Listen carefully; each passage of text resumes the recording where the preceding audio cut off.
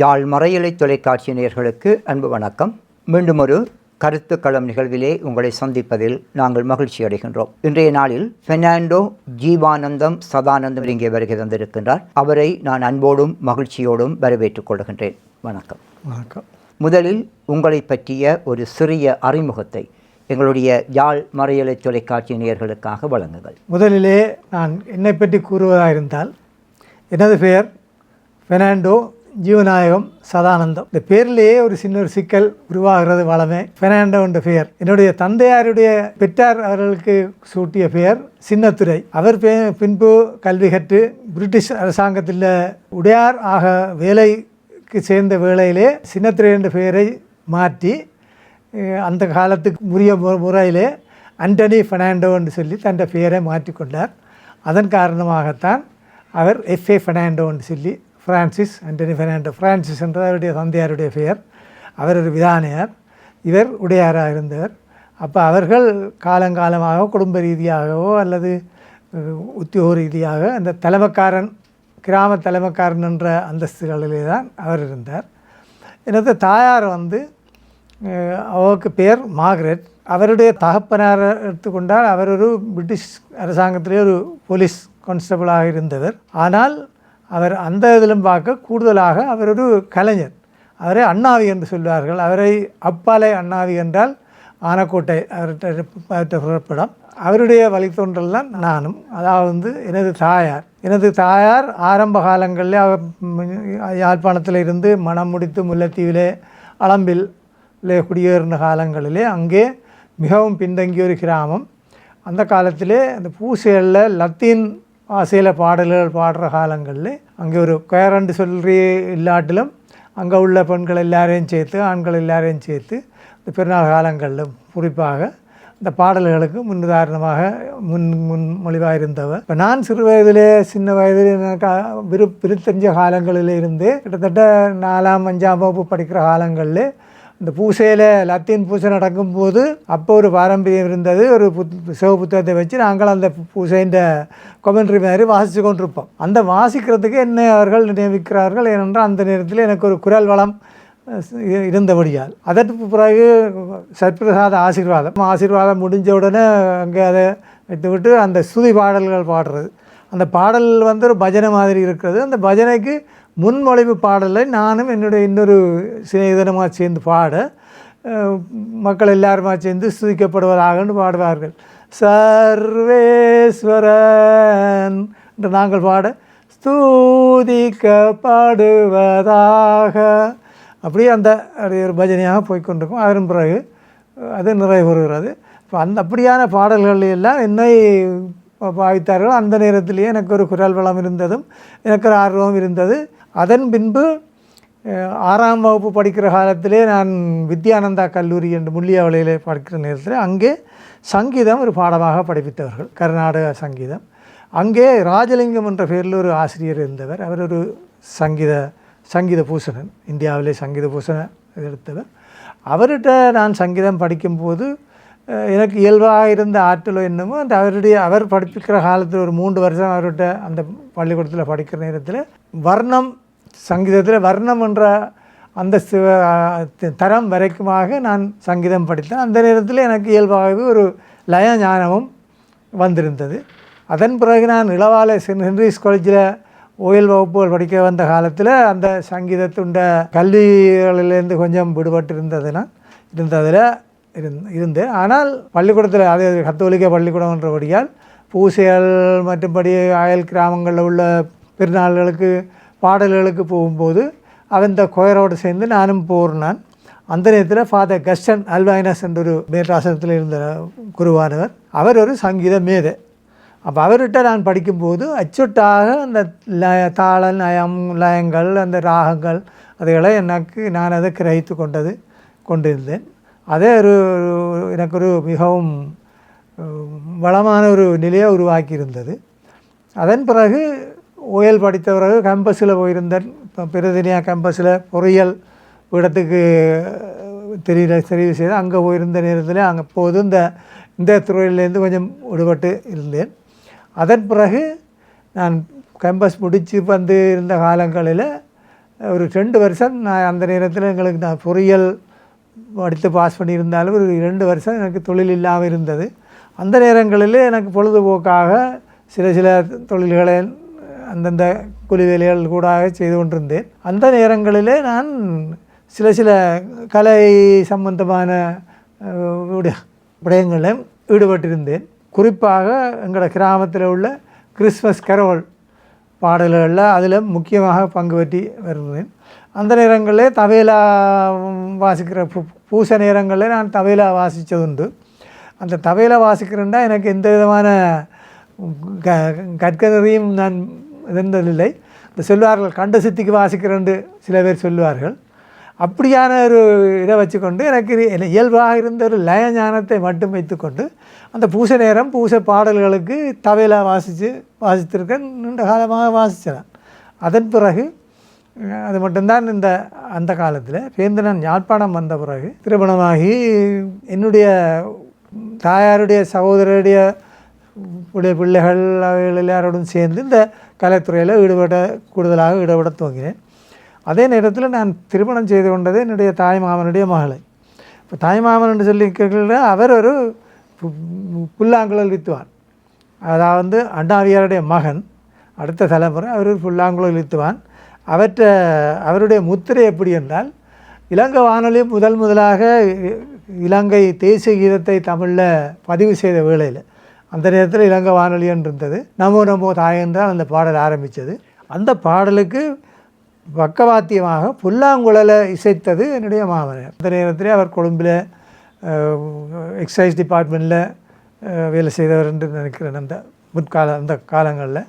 அப்போ அவர் 2வது தலைமுறையான அவர் ஒரு கலைஞன். என்னுடைய தாயார் அங்கே ஹார்மோனியம் துவக்கம் எல்லாம் வாசித்து கொண்டு வந்தவர். அந்த வழிமுறையில் நாங்கள் என்னுடைய சகோதரங்கள் என்று சொல்ல போனால் என்னுடைய மூத்தக்காவுக்கு பெருசாக இல்லை பாடுவாளிய பெரிய ஞானம் ஒன்று இல்லை. 2வது சிஸ்டர் அவள் சங்கீதம் படித்தவள், 4ஆம் கிரேட்டோ இன்னும் வரைக்கும் சங்கீதம் படித்தா. அவள் ஒரு சங்கீதத்தில் ஒரு திறமையானாள். அவனுடைய பிள்ளைகளை எடுத்துக்கொண்டால் அவருடைய பெண் பிள்ளைகள் 3 பேரும் இன்றைக்கு சங்கீத ஆசிரியர். அவர்கள் அந்த அகாடமியில் சேர்ந்து அந்த ஆசிரியராக இருக்கிறோம். அடுத்த தலைமுறைகளும் சங்கீதத்துக்குள்ளேயே போய்கொண்டிருக்கிறோம். நீங்கள் இவ்வளவு கலைத்துறையினுடைய ஒரு வாரிசாக இருக்கின்றீர்கள். உங்களுடைய குடும்பம் எல்லாம் கலைத்துறையில் ஈடுபட்டிருக்கின்றீர்கள். நீங்கள் ஆரம்பத்திலே உங்களுடைய குடும்ப பின்னணியை சொல்லுகின்ற பொழுது உடையார் என்கின்ற ஒரு வார்த்தை பதத்தை பயன்படுத்தியிருக்கிறீர்கள். இந்த விதானைக்கும் உடையாருக்கும் இடையே என்ன வேறுபாடு இருக்கின்றது? உடையாருடைய கடமைகள் பொறுப்புகள் என்ன? விதானை என்று சொல்லும்போது அவருடைய குறிப்பிட்ட ஒரு கிராமத்துக்குரிய தலைமைக்காரனாகத்தான் இருந்தவர். உடையார் என்று சொல்லும்போது அவர் ஒரு கிராம தொகுதி, அதாவது என்னுடைய தகப்பனார் 7 கிராமங்களுக்கு தலைமைக்காரனாக இருந்தவர் அந்த நேரத்தில். அதே நேரத்தில் அந்த பக்கத்து கிராமத்தில் உள்ள விதானையாருக்கும் இவருக்கும் நேரடியான நிர்வாக தொடர்புகள் இருக்காது. அவர் சுயமாக இயங்குவார். இவருடைய 7 கிராமங்களே சுயமாக நிர்வகிக்கார். இவர்களுக்கு மேலாக இருந்தது மணியாரன் என்ற ஒருவர் இருந்தது அந்த அந்தஸ்தில். உடையார் என்றது ஒரு விதானைக்கு மேற்பட்ட ஒரு ரேங்க். நீங்கள் ஆரம்பத்திலே சொன்னீர்கள் பேராதனை பல்கலைக்கழகத்திலே பொறியியல் துறையிலே பட்டதாரி என்று சொல்லி. நீங்கள் பொறியியலாளராக வந்த பிறகு எங்கு பணியாற்றினீர்கள்? எவ்வாறான பணிகளை முன்னெடுத்தீர்கள்? பொறியியலாளர் என்ற துறையில் கடமையாற்றினது நீர்வேலியில் உள்ள சேவி கிளாஸ் ஃபேக்டரியில் தான் தொடங்கினது. முதலாளி அவர் ஒரு இளமால், மிகவும் தொழில் ஆர்வம் உள்ளவர். அவர் ஒரு இயந்திரத்தை செய்திருந்தவர், கிளாஸ் தயாரிக்கிற ஒரு இயந்திரத்தை செய்திருந்தவர். அந்த இயந்திரத்தை ஒரு இடங்களில் உள்ள டிசைன்களை எடுத்து காப்பி பண்ணி தான் செய்தவர். ஆனால் அது பெருசாக வெற்றி அளிக்க இல்லை. அந்த நேரத்தில் அது வெற்றி அளிக்க இல்லைன்றோன்னு அவருடைய தகப்பனார் இவரை நல்லா ஏசி இவரை ஒரு பக்கத்தில் ஏறி இந்த காசுகளை செலவழிக்காது என்றெல்லாம் சொல்லி அவரை ஊரங்கட்டி வச்சுருந்தது. அந்த நேரத்தில் எனக்கு இவர் சொல்லியிருந்தார் அந்த மிஷினுக்கு 25,000 ரூபா செலவழித்து இருந்தது. அதாவது 70ஆம் ஆண்டு காலத்தில் 25,000 ரூபான்றது ஒரு பெரிய ஒரு தொகை. அப்போ அது ஒரு பக்கத்தால் இருந்தது. அப்போ நான் பொறியியலராக என்னை அவர் எடுத்ததின் முக்கிய நோக்கம் அந்த இயந்திரங்களை உருவாக்கி அந்த இயந்திரங்கள் மூலமாக அதை முன்னேற்றணுன்றது. அப்போ நான் முதல் முறை அவங்க போய் அந்த வேலையில் சேர்ந்த நேரத்தில் அந்த கிளாஸ் உற்பத்தி செய்கிற இயந்திரங்கள், மிஷினரி, அந்த உபகரணங்களை பராமரிக்கிற வேலைகளோடு இதையும் எனக்கு அறிமுகப்படுத்தி இதை பற்றி எனக்கு தான் என்னென்ன செய்தார், எவ்வளோவில் நிற்கிது, இது என்ன திருத்தோணுன்ற ஒரு அபிலாசை எனக்கு தந்தார்.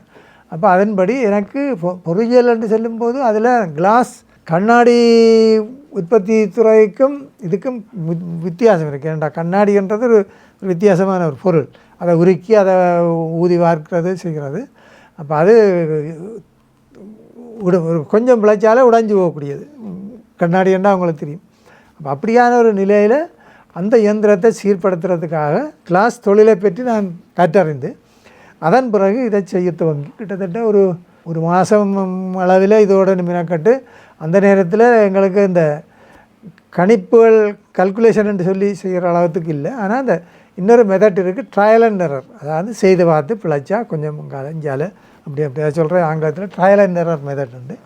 அந்த மெத்தட்டின் மூலமாக நான் அதை சீர்படுத்தி கிட்டத்தட்ட அந்த மிஷினை நாங்கள் கிளாஸ் டம்ளர்னு சொல்கிறது அது தயாரிக்கக்கூடிய நிலைக்கு அதை உருவாக்கி எடுத்தேன். கிட்டத்தட்ட ஒரு மாதம் அந்த மிஷினோட இருந்து மினக்கட்டு அவருக்கு எனக்கு பூரண ஒத்துழைப்பு எல்லா வளத்தாலும் தந்திருந்தவன்.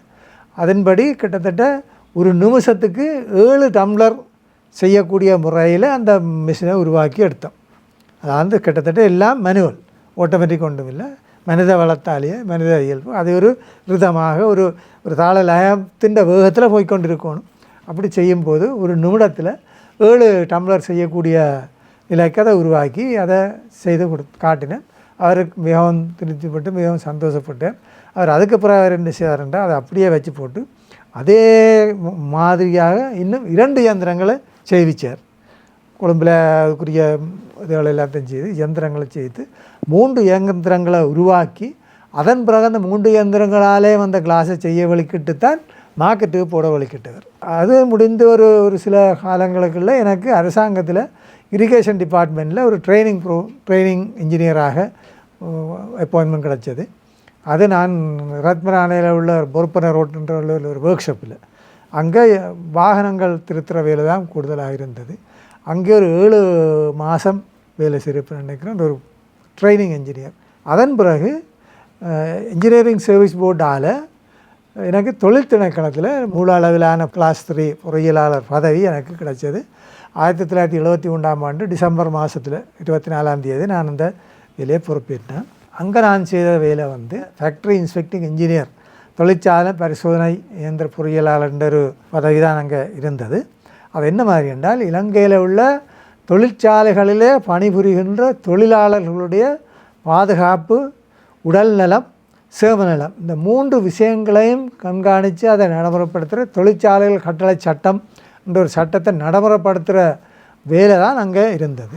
அதன்படி நாங்கள் செயல்முறையில் சகல தொழிற்சாலைகளையும் ஒன்றாக நேரடியாக பிரவேசித்து அந்த தொழிற்சாலையில் உள்ள தொழில்முறைகளை பார்த்து அங்கே உள்ள தொழிலாளர்களுடைய பாதுகாப்பு நிலை, அதாவது விபத்துகள் ஏற்படாமல் அவருடைய உடல் நலத்துக்கு ஊறு விளைவிக்காத முறையில், மற்றது அவர்களுடைய சேம நிலங்கள் எல்லாத்தையும் ஒழுங்கான முறையில் இந்த சட்டத்திட்டங்களுக்கு அமைவாக இருக்கின்றதுன்றதை பரிசோதனை செய்து அதுக்குரிய அறிக்கையை சமர்ப்பித்து அதில் இருக்கக்கூடிய குறைபாடுகளை அவர்களுக்கு அறிவித்து அதுகளை நிவர்த்தி செய்து சேவை ஸ்தலத்தை ஒரு பாதுகாப்பான ஒரு நல்ல முறையான இடமாக ஆக்குறது தான் என்னுடைய கடமையாக இருந்தது. அந்த துறையில் நான் அந்த தொழில் திணைக்களத்தில் ஆரம்பத்திலேருந்து நான் இளப்பாற்றி நிலைக்கு வரும் வரைக்கும் ஒரே திணைக்களத்தில் ஒரே இதைத்தான் செய்திருந்தேன்.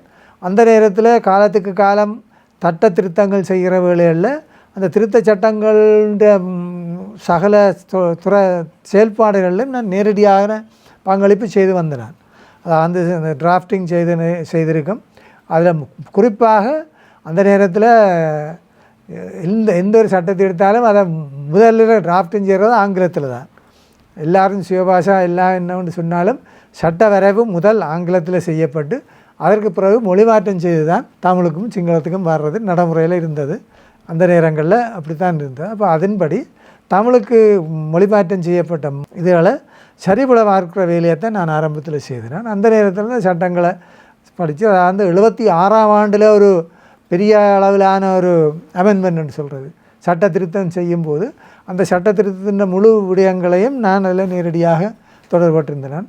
அதைத் தொடர்ந்து கடைசி வரைக்கும் அந்த சட்ட ரீதியான சகல காரியங்களையும் நான் செய்து கொண்டு வந்து அதற்கு பிற்பட்ட காலத்தில் இந்த எங்களுடைய தொழில் திணைக்களத்தால் ஏற்படுத்தப்பட்ட வழக்குகளை நடத்துனராக, அதாவது ட்ரையல் விசாரணை நடத்தும் போது இந்த ஒரு எதிரி பக்கத்தால் ஒரு புரோக்ராசி இருப்பாருன்னா நாங்கள் அரசாங்கத்தின் ஒரு புரோக்ராசி மாதிரி ஒரு அந்த வழக்கை விசாரணையை நடத்துகிற ஒரு ப்ராசிக்யூட்டிங் ஆஃபீஸர் ஆங்கிலத்தில் சொல்கிறது, அந்த நிலையில் இருந்தேன்.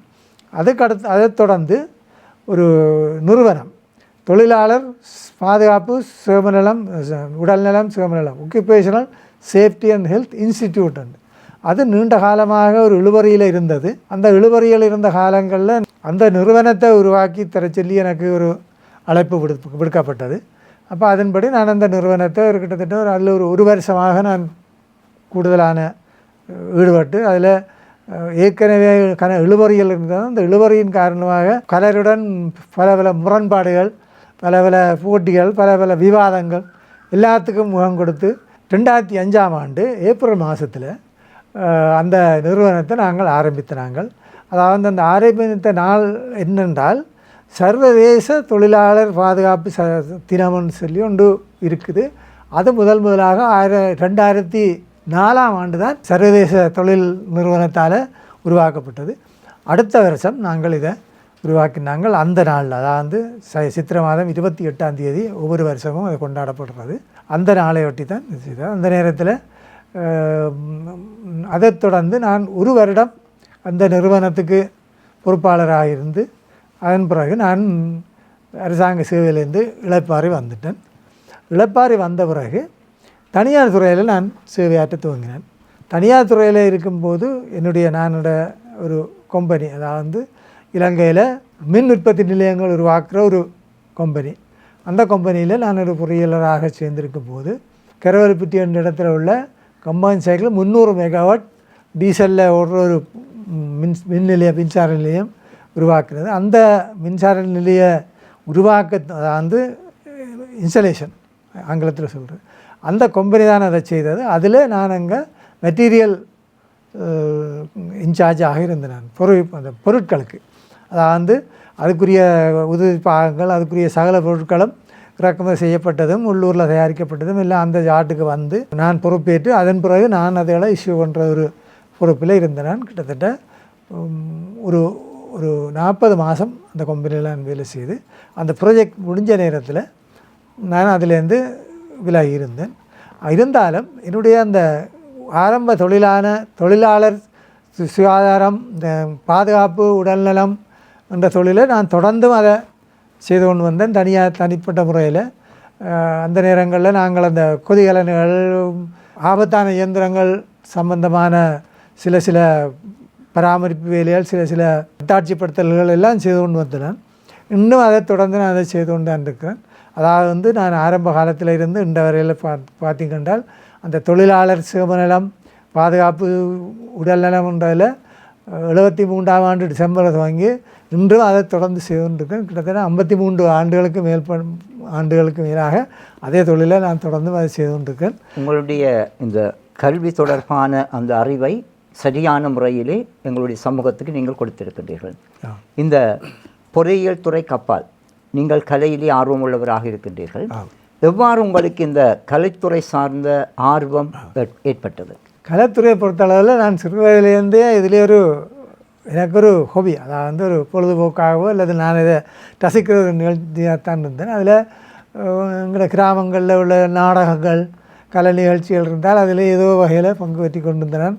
ஆரம்பத்தில் சொன்னேன், பெருநாள் காலங்களில் தவையில் வாசித்தேன் கண்ட சித்திக்கு. இப்போ அதுக்கு பிறகு இங்கே வந்த பிறகு யாழ்ப்பாணத்தில் வந்து இந்த யுத்த காலங்களில் எங்கிட்ட பொறியியல் சேவையிலும் சில மந்த நிலைகள் ஏற்பட்ட நேரங்களில் நான் கூடுதலாக அந்த நேரத்தில் எனக்கு இந்த திருமண கலாமன்றம் அறிமுகப்படுத்தப்பட்டது.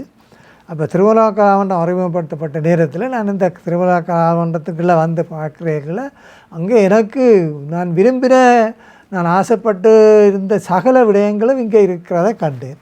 அதன் பிறகு நான் அதில் கூடுதலாக ஈடுபாட துவங்கி அந்த நேரத்தில் நான் ஒரு ரசிகனாகத்தான் இதுக்குள்ளே நான் கூடுதலாக இருந்தேன். நான் ஒரு வாத்திய கலைஞனோ அல்லது பாட்டுக்காரனோ அல்லது சங்கீதக்காரனோ அல்ல, இருந்தாலும் ஒரு ரசிகனாக தான் நான் அதுக்குள்ளே வந்து அதே நேரத்தில் ஒரு சில பாடல்கள் எழுதுகிற சந்தர்ப்பம் எனக்கு உருவாகினது. அந்த நேரத்தில் சிலப்பதிகார மன்றத்தில் இந்த மாதாந்த பாடல் என்று சொல்லி ஒரு நிகழ்ச்சி ஃபாதர் மரியசேவியர் இருக்கும்போது ஒரு நிகழ்ச்சியை செய்திருந்தவர். அதாவது ஒவ்வொரு மாதமும் மன்ற அங்கத்தவர்கள் எல்லாரும் சேர்ந்து ஒரு கவிதையை ஒரு பாட்டு எழுதுவார்கள். அந்த பாட்டை அவர் ஒரு ஒன்றை செலக்ட் பண்ணி எடுத்து அந்த நேரத்தில் இருந்த ஒரு சங்கீத மாஸ்டர் இருந்தவர் நாகராஜா மாஸ்டர்னு சொல்லி அவர் மூலமாக அதுக்கு ஒரு மெட்டு அமைச்சு அதை பாடி ஒவ்வொரு மாதமும் ஒவ்வொரு பாடல் வெளியிடப்பட்டு கொண்டிருந்தது. அதில் முதல் வெளியிட்டது ஒரு நத்தார் பாடல். அந்த பாடலை எல்லாரும் எழுதுன நேரத்தில் நானும் ஒரு பாட்டு எழுதி அந்த பாட்டு தான் செலக்ட் பண்ணப்பட்டு அதில் முதலாக நான் அந்த பாட்டு என்று எழுதினது அதென்று தான் நான் நினைக்கிறேன் ஒரு வெற்றிகரமான பாட்டு. அதற்கு பிறகு தொடர்ந்து நிறைய பாடல்கள் எனக்கு எழுதுகிற சந்தர்ப்பம் கிடைச்சது. அதற்கு பிறகு கொழும்பில் போயிருக்கும்போது என்னுடைய மகன் அவர் அந்த நேரங்களில் அவர் அந்த இசைத்துறையில் இருந்து அவர் அந்த ஆடியோ இன்ஜினியரிங் படித்து அந்த கலைத்துறையில் ரெக்கார்டிங் இதெல்லாம் செய்த நேரத்தில் அவருக்கு தேவையான ஒரு சில பாடல்கள் எழுதி கொடுத்துருக்காரு. அவர் ரேடியோ ஸ்லோனில் சம்மந்தப்பட்டிருக்கிற நேரத்தில் ரேடியோ ஸ்லோன் வெளியிட்ட ஒரு சில பாடல்கள் அந்த தவக்கால பாடல்கள் நத்தார் பாடல்கள் அதை எழுதி அதில் நல்ல முறையில் அவர்கள் இசையமைச்சு மட்டமைச்சு அதை ரேடியோ ஸ்லோனால் வெளியிட்டவர்கள். அதன் பிறகு ஆண்டனன் சொல்லி அவருடைய ஒரு சிநேகிதன் அவர் ஒரு வாத்திய கோஷ்டின்னு வச்சுருக்கிறவர். அவரும் ஒரு இருவட்டு வெளியிட்டவர். அவருக்கும் சில பாடல்கள் எழுதி கொடுத்து இப்போ கடைசியாக நான் கொழும்பில் இருக்கிற நேரத்தில் ஒரு இருவட்டு நான் எழுதின பாடல்கள் எல்லாத்தையும் தொகுத்து ஒரு இருவட்டு நிர்மலா குழுவினர் என்று சொல்லி அந்த கொழும்பில் என்னுடைய மகன் சம்மந்தப்பட்டிருந்தது. அவர்கள் அந்த இருவட்டும் வெளியிட்டவர்கள்.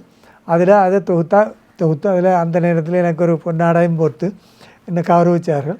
அதுதான் எனக்கு அந்த கலைத்துறையில் எனக்கு ஒரு முதலாக கிடைச்ச ஒரு கௌரவம் என்று நான் கருதுகிறேன். நீங்கள் திருமறை கலாமன்றத்தில் ஒரு பார்வையாளராக வந்தீர்கள். பேருந்து ஏதாவது நாடகங்களில் நடித்து அல்லது நாடகங்களில் பங்கேற்ற அனுபவங்கள் உங்களுக்கு உண்டா? திருமலை கலாமன்றத்தில் நான் நாடகங்களில் நடிக்க இல்லை.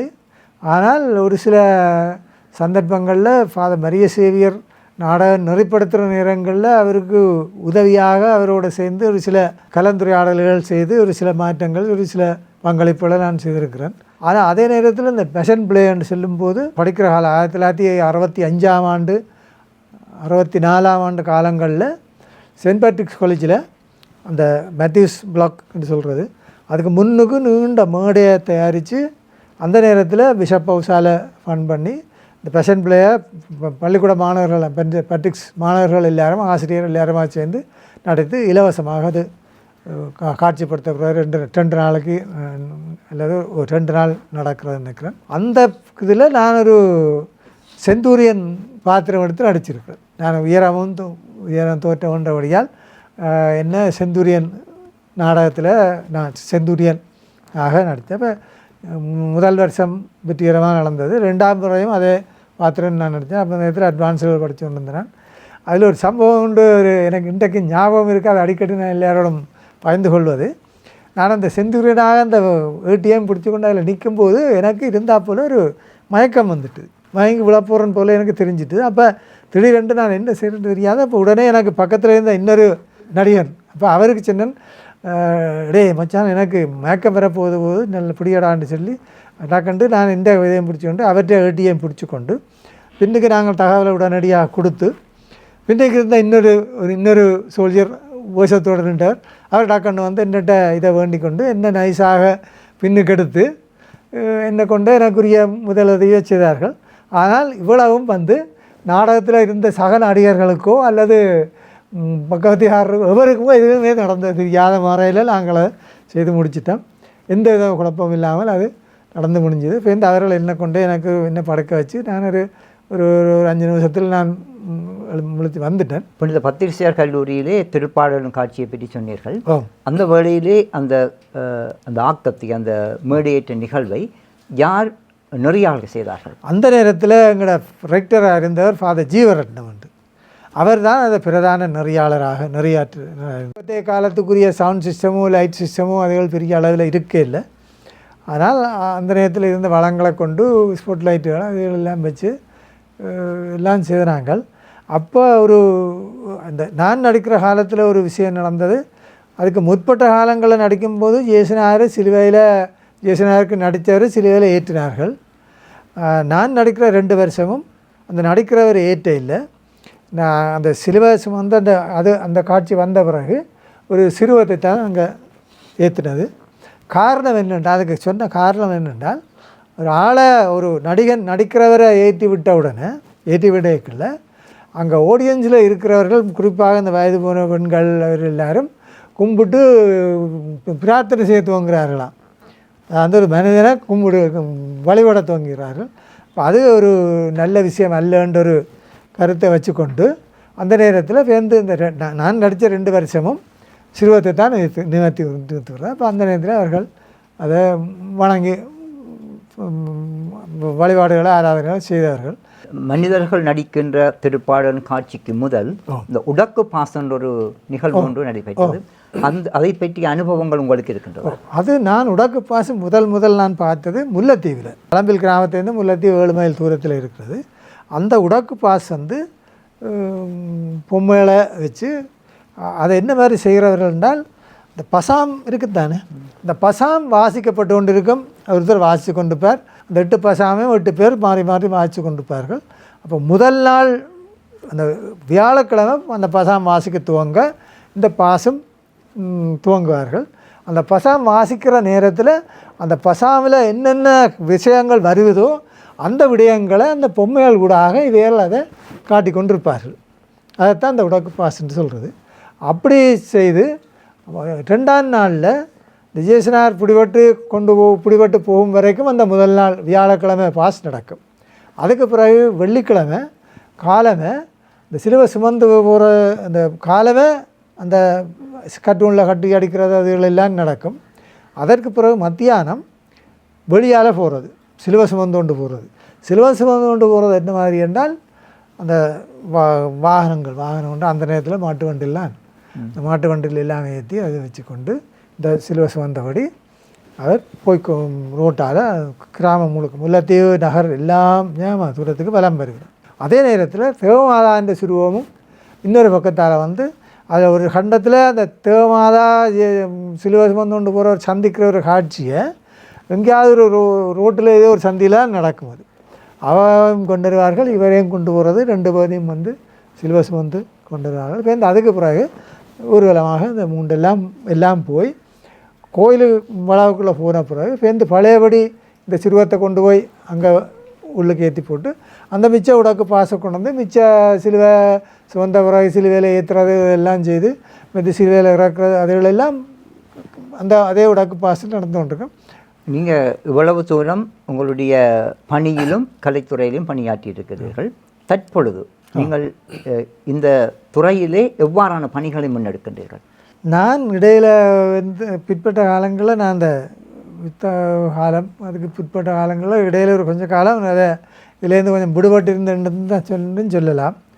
அதற்கு பிறகு இப்போ அண்மை காலத்தில் ஒரு 2 மாதங்கள்னு தான் சொல்லுவேன். நேரடியாக இப்போ திருமண கலாமன்றத்தோடு சேர்ந்து அவர்களுடைய செயற்பாடுகளோடு இணைஞ்சு என்னுடைய பிற்காலம்னு சொல்லுவேன்.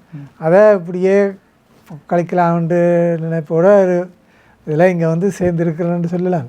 ஆரம்பமும் திருமுறை கலாமன்றம் நீங்கள் உங்களுடைய இறுதி காலத்தையும் மன்றத்தோடு சேர்த்து செயற்படுத்தலாம்ன்ற ஒரு ஆர்வத்தோடு இருக்கிறேன். ஆனாலும் என்னுடைய பொறியியல் துறை என்று சொல்ல நேரத்தில் இந்த பொறியியல் துறையில் உள்ள என்னுடைய வொக்கேஷன் என்று சொல்லுவாங்க, அதிலே எந்த விதமான குறைபாடும் இல்லாமல் கிட்டத்தட்ட இப்போ எனக்கு ஒரு அழைப்பு வந்திருக்குது. இன்னும் ஒரு பெட்ரோலியம் கோஆப்ரேஷனில் ஒரு சின்ன ஒரு கான்ட்ராக்ட் வேலையினுடைய நான் பழமையாக வேலை செய்கிற ஒரு கம்பெனி ஒரு பொறியியலாளர் இயந்திரவியல் பொறியியலாளர் தேவைப்பட்டபடியால் வரலாம்னு கேட்டார்கள். நான் அதுக்கு ஒவ்வொன்று சொல்லியிருக்கேன். அப்போ இனி போய் கொஞ்ச நாளைக்கு அவரோட அந்த பணியும் செய்து போட்டு திரும்பியும் பழையபடி அந்த ப்ராஜெக்ட் முடிஞ்ச பிறகு நான் திரும்பியும் என்னுடைய பழமையான வீட்டு வேலைகளோ அல்லது இதுகளோ செய்து கொண்டு. உங்களுடைய இந்த இத்தனை வருட வாழ்க்கையிலே உங்களுடைய பணி தொடர்பாகவும் அல்லது கலைத்துறை தொடர்பாகவும் நிச்சயமாக ஒரு தாக்கத்தை ஏற்படுத்திய மறக்க முடியாத ஒரு அனுபவம் நிச்சயமாக இருக்கும். ஏதாவது ஒரு அனுபவத்தை பகிர்ந்து கொள்ளுங்கள். என்னுடைய மகனும் அவருடைய சிநேகிதர்களும் இந்த ரேடியோ சிலோனுக்கு ஒரு பாட்டு எழுத சொன்னார்கள், சொல்லியிருந்தது. அதில் முதல் ஒரு வரி 2 வரி எழுதியிருந்தது. அந்த அது முடிக்கப்படாமல் இருந்தது. அந்த நேரத்தில் என்னுடைய மகன் கொழும்பில் வெள்ளவத்தையில் ஸ்டூடியோ வச்சுருந்தவர். அப்போ அந்த பாட்டு முடிக்கையில் ஒரு நாள் இருந்தது. அடுத்த நாளைக்கு அந்த பாட்டு கொடுக்கணும் வேண்டாம், அந்த தவக்கால ஒலிபரப்புக்கு கொடுக்கணுன்றதால அவர் சொன்னார், அப்பா நீ இன்றைக்கு எப்படி வெளியேற்றணும், நீங்கள் ஸ்டூடியோவுக்கு வாருங்கன்னு சொல்லி போட்டு போயிட்டார். அப்போ நான் பின்னேரம் ஒரு 6 மணி போல் அங்கே ஸ்டூடியோவுக்கு போயிட்டேன். நான் அரசாங்க சேவையில் இருந்தேன். போயிட்டு அங்கே இருக்க அவர்கள் என்ன செய்தார்கள் என்றால், என்ன அந்த அந்த அந்த மெட்டெல்லாம் போட்டு இப்போ எல்லாம் செய்து ரெடியாக இருக்குது. ஆக இந்த லிரிக்ஸ் மாத்திரம், வசனங்கள் மட்டும் இல்லாமல் இருந்தது. அவர்கள் இன்னும் உள்ளுக்கு விட்டு அந்த எல்லாத்தையும் போட்டு தந்து, அப்பா நீங்கள் இந்த டியூனை போடுங்கோ, இதை போட பாருங்க, திருப்பி ரிப்பீட் பண்ணலாம், எல்லாம் செய்து எல்லாத்தையும் போட்டு இவர்கள் வெளியால் வந்து என்ன உள்ளுக்க வச்சு பூட்டியே விட்டார்கள். கிட்டத்தட்ட 2 மணித்தியால் நான் உள்ளுக்கு தான் இருந்தேன். நான் ஏதோ தெரியல, அன்றைக்கு என்னால் அது அந்த தரமாட்டது இருந்து கிட்டத்தட்ட ஒரு 2 மணித்தியாலத்தின் பிறகு ஒரு பாடலை நான் எழுதி முடித்து கொடுத்து வெந்தி வேலை கூப்பிட்டு சொன்னேன், இதை பாருங்கன்னு சொல்லி அவர்களெல்லாம் பார்த்து நல்லா இருக்குன்னு சொல்லி, அதன் பிறகு அந்த பாடல் ரேடியோ சொல்லுவாங்க ஒலிபரப்பு கொடுத்து ராமத்துக்கு போகிற நேரத்தில் அங்கே அந்த பாடலுக்கு மிகுந்த வரவேற்பும் மிகுந்த இதுவும் கிடச்சிருந்தது. அதில் இவர்களுக்கும் அதில் பெரிய ஒரு பாராட்டு கிடைச்சதுன்னு தான் சொல்லணும். அது ஒரு நீண்ட முயற்சியால் இருந்தாலும் அது ஒரு நல்லொரு இதாக இருந்தது.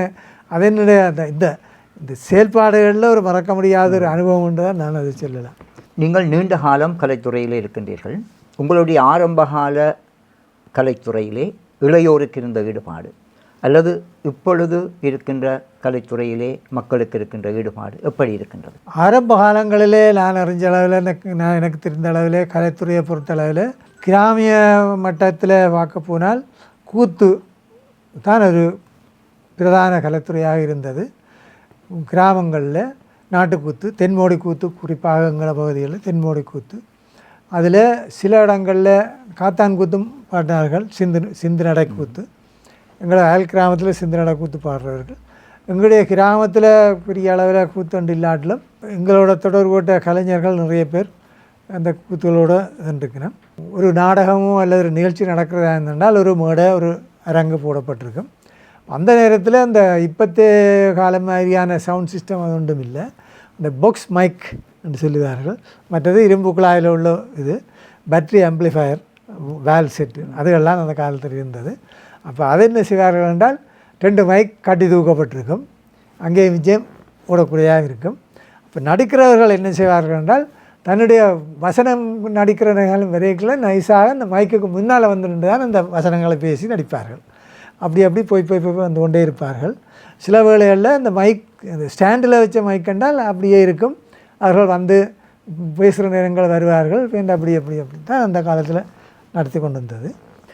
பிறகு அடுத்த ஒரு கட்டம் வரைக்கும் இந்த கண்டென்சர் மைக் வந்த பிறகு இந்த கண்டென்சர் மைக் ஒரு மைக் வச்சாலே பொதுவாக காணக்கூடியதாக இருக்கும். அப்போ நடுவில் ஒரு கண்டென்சர் மைக்கை மட்டும் வச்சு போட்டு அந்த நடிகர்கள் அந்த மைக்கின்ற பக்கம் திரும்பி வசனத்தை பேசுவார்கள்.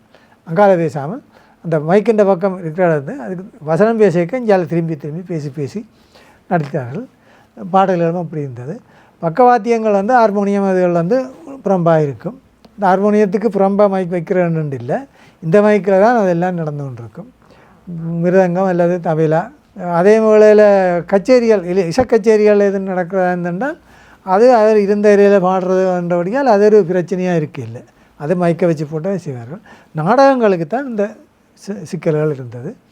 இப்போ தற்காலத்தில் வந்து இந்த எஃப்எம் மைக் சிஸ்டம் எல்லாம் வந்த பிறகு அந்த பர்சனல் மைக்கை வச்சு கொண்டு அவர்கள் எஃப்எம் மைக்கில் வயர்லெஸ் கோட் இந்த எல்லாமே இந்த இருக்கிறபடியால் என்ன தங்கண்ட இயல்பாக எங்கே பார்த்து இந்த மாதிரி நடித்தாலும் நடிக்கக்கூடியதாக இருக்குது, ஃப்ரீயாக இருக்குது. இப்போ அப்போத்தைய காலத்துக்கும் இப்போத்தைய காலத்துக்கும் உடைய வேறுபாடுகள், இப்போத்தைய காலத்தில் கூடுதலான இயல்பான நடிப்புகளை வெளியேற்றக்கூடிய வாய்ப்புகள் இருக்கிறது அந்த தொழில்நுட்ப சாதனங்களின் அனுசரணையினால். முற்காலங்களில் அப்படி இல்லை. இரண்டால் அந்த குரல் அதுக்கு முந்தி அந்த அந்த அந்த மைக்குகள் அதுகளை பாய்க்கிறதுக்கு முந்தின காலங்கள் நீங்கள் சொல்லப்பா இருந்தால் கூத்து நடக்கிறது ஒரு வட்ட கொட்டகைன்னு சொல்கிறது. நடுவில் ஒரு வட்டமான ஒரு கொட்டகைக்கெல்லாம் கூத்து பாடுறவர்கள் இருப்பார்கள். அண்ணாவை மிருதங்கத்தை வச்சு கொண்டு மிருதங்கம் வாசித்து கொண்டு அண்ணாவை தான் மிருதங்கம் வாசிக்கிறவராக இருப்பார். ஹார்மோனியம் சிலவள ஒரு பக்கத்தில் இருக்கும், சிலவள இருக்காது. ஆனால் பார்வையாளர் எல்லாரும் அந்த கொட்டகை சுத்தவரை இருப்பார்கள். மைக்கு ஒன்றும் இல்லை, அவர்களுடைய குரல்லாம் போய்கொண்டிருக்கும். அதாவது வந்து ஒரு ஒரு பேடி பாடிக்கொண்டிருக்கல ஒரு கட்டத்தில் அந்த உச்சி சாயில் பாடக்குள்ள அந்த பேசிக்கொள்வார்கள்.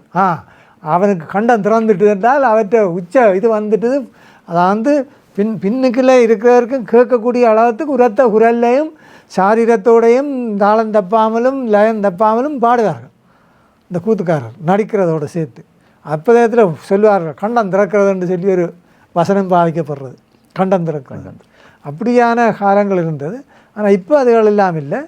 இப்போ இயல்பான இது அந்த உரத்து கத்தி பாடணுமோ ரெண்டும் ஒன்று இல்லை. இயல்பாக சாதாரணமான வசனங்கள் சாதாரணமான குரலில் பேசி நடிக்கும்போது இப்போ உள்ள தொழில்நுட்ப சாதனங்கள் இயல்பான நடிப்பை நடிக்கக்கூடத்துக்கு வாய்ப்புகள் ஏற்படுத்தப்பட்டிருக்கு. அது ஒரு இந்த துறைக்கு ஒரு வரப்பிரசாதம்னு சொல்லலாம். அல்லாட்டி அதே நேரத்தில் அந்த சாதனங்களை இந்த துறை பாவித்து பயன்படுதுன்னு சொல்லலாம்.